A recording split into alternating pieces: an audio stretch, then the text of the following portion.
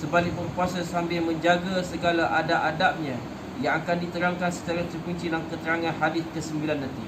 Di sini perlu diberi peringatan tentang satu masalah yang penting.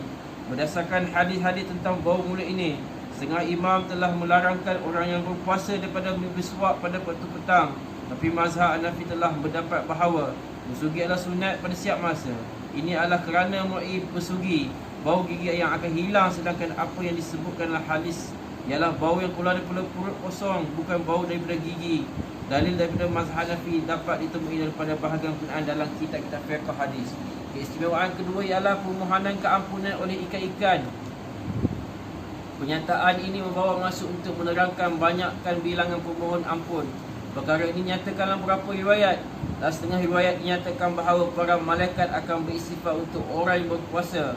Bapa saya, saudara Hadar Maulana Ilyas rahmatullah alaih, berkata bahawa ikan tersebut dan khusus dalam hadis ini adalah kerana Allah SWT firman, Innal ladhina amanu wa amilus salihati saja'al lahumur rahmanu wadda. Sungguhnya orang yang beriman dan beramal soleh, kelak Allah SWT yang maha pemurah dan menanam bagi mereka perasaan kasih sayang.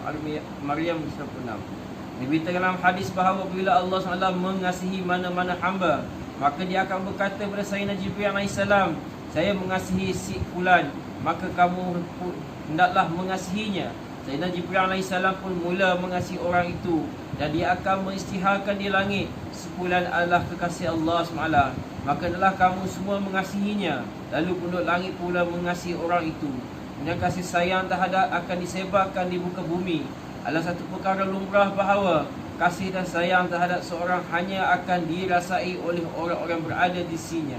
Namun kasih sayang terhadap seorang yang soleh begitu umum sehingga bukan sahaja datang daripada orang-orang berada di sampingan, bahkan ikan-ikan yang tinggal di lautan dan di sungai pun turut mengasihi, sehingga ikan-ikan itu pun turut mendoakan ampunan untuknya.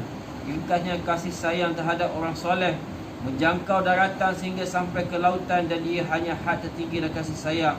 Oleh itu doa keampunan daripada haiwan-haiwan yang berada di hutan diketahui dengan lebih pasti lagi. Istimewaan ketiga ialah syurga dihiasi perkara telah dinyatakan dalam banyak hadis. Dalam setengah riwayat dinyatakan bahawa sejak daripada awal tahun lagi syurga mula dihiasi untuk Ramadan, sememangnya menjadi peraturan bahawa sebanyak mana kepentingan kedatangan seorang itu, maka sebanyak itulah persediaan untuk diadakan terlebih dahulu, seperti persediaan yang dijalankan untuk perkahwinan. Keistimewaan keempat ialah mempenangkan syaitan-syaitan yang jahat. Lantaran penangkapan itu, kekuatan dorongan maksiat akan dikurangkan disebabkan mencurah-curah rahmat dan banyak ibadat yang dilakukan dalam bulan Ramadan. Tentu syaitan akan berusaha sedaya dan sekeras mungkin untuk menyesatkan, sehingga maksiat juga sepatutnya akan bertambah pada bulan ini tanpa had lagi. Namun demikian keadaan sebaliknya berlaku. Kita dapat saksian dan dapat dipastikan secara keseluruhannya bahawa pelakuan dosa akan sangat berkurangan. Betapa ramai kaki arak yang tidak lagi minum arak semata-mata kerana Ramadan. Demikian juga dengan dosa-dosa yang lain, pelakuan yang secara terbuka akan berkurangan. Walaupun demikian, pelakuan dosa masih tetap wujud. Namun kewujudan tidak menimbulkan apa persoalan terhadap kandungan hadis, kerana hadis ini menyatakan bahawa syaitan-syaitan yang sangat jahat sengaja yang akan dirantaikan. Maka tak heranlah kerana dosa-dosa itu adalah kesan daripada syaitan yang biasa. Dalam ayat lain hanya disebutkan syaitan-syaitan tanpa dikhususkan kepada syaitan yang sangat jahat. Walau bagaimana syaitan-syaitan yang dimaksudkan itu merujuk kepada syaitan-syaitan yang sangat jahat. Ini adalah kerana kadang-kadang suatu disebutkan secara umum di satu tempat, sedangkan berkhususan yang terhadap perkara tersebut tempat yang lain pula. Oleh kerana itu tidak apa lagi kesaksian terhadap hadis-hadis tersebut. Sekiranya semua riwayat itu membawa maksud bahawa semua syaitan akan dirantaikan, maka keadaan maksiat yang masih juga berlaku tidak sepatut mencurigakan kita. Dan hadis tersebut ini adalah